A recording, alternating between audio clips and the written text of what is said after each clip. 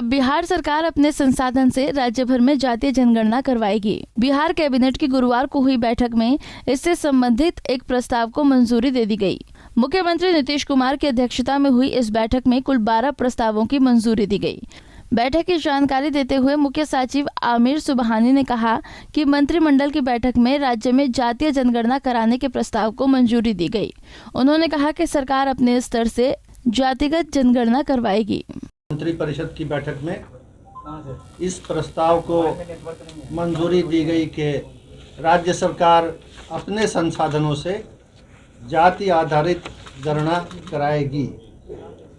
सरकार के स्तर पर जाति आधारित गणना कराने की जिम्मेवारी सामान्य प्रशासन विभाग को दी जाएगी। जिला स्तर पर जिला पदाधिकारी यानी डिस्ट्रिक्ट मजिस्ट्रेट इसके नोडल पदाधिकारी होंगे एवं इसके संपूर्ण प्रभार में रहेंगे। सामान्य प्रशासन विभाग एवं जिला पदाधिकारी ग्राम स्तर, पंचायत स्तर एवं उच्चतर स्तरों पर विभिन्न विभागों के अधीनस्थ कार्य करने वाले कर्मियों की सेवाएं इस कार्य हेतु ले सकेंगे। जाति आधारित गणना के दौरान आर्थिक स्थिति के सर्वेक्षण का भी प्रयास किया जाएगा और इस काम के लिए जाति आधारित गणना के क्रियान्वयन के लिए 500 करोड़ रुपए का व्यय जो अनुमानित है, इसका प्रावधान बिहार आकस्मिकता निधि से किया जाएगा।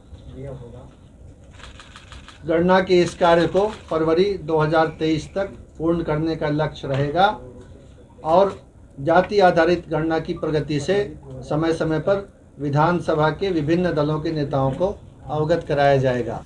जाति आधारित जनगणना का काम फरवरी 2023 तक चलने का अनुमान जताया गया है। अपर मुख्य सचिव ने कहा कि जिलाधिकारी को इस प्रक्रिया का नोडल अधिकारी बनाया जाएगा।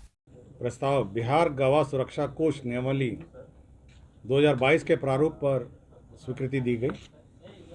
इसके अंतर्गत जो प्रस्ताव है गृह विभाग द्वारा संचालित किया जाएगा। इसमें एक बिहार गवाह सुरक्षा कोष का निर्माण किया जाएगा, जिसके संचालन से हमारे गवाहों की सुरक्षा, गवाहों पे खर्च, उसके संबंध में प्रावधान किए गए हैं।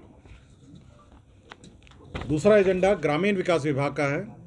श्री विनोद कुमार तत्कालीन ग्रामीण विकास पदाधिकारी से प्रभारी प्रखंड विकास पदाधिकारी कोच गया को सरकारी सेवा से बर्खास्त किया गया। तीसरा नगर विकास एवं आवास विभाग, इसमें बिहार नगर पालिका निर्वाचन नियमावली 2007 के नियम 27(2) को संशोधन एवं बिहार नगर पालिका निर्वाचन संशोधन नियमावली 22 की स्वीकृति दी गई। इसके अंतर्गत एक छोटा सा संशोधन इस नियमावली में किया गया। पूर्व में जो निर्वाचन की तिथि तक कोई भी व्यक्ति अपना नाम निर्वाचक सूची में जोड़ सकता था। अब ये प्रावधान किया गया है कि जब निर्वाचन की अधिसूचना हो जाती है तो केवल अधिसूचना की तिथि तक ही वे अपना नाम जोड़ सकेंगे। इसके साथ राजस्व एवं भूमि सुधार विभाग के अंतर्गत औरंगाबाद जिला अंतर्गत रफीगंज अंचल में करीब 1.74 एकड़ भूमि dedicated freight corridor corporation of India limited rail मंत्रालय को हस्तांतरित किया गया।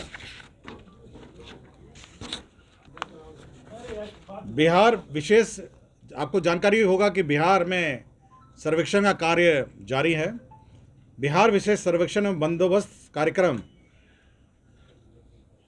जो कार्यक्रम चल रहा है, उसके अंतर्गत हमारे जो कर्मी हैं की सेवा अवधि 1 अप्रैल 2022 से बढ़ाकर 31 मार्च 2024 की गई और इसके अंतर्गत जो व्यय अनुमानित है उसमें 8 अरब 80 करोड़ 49 लाख 41 हजार रुपये का प्रावधान किया गया।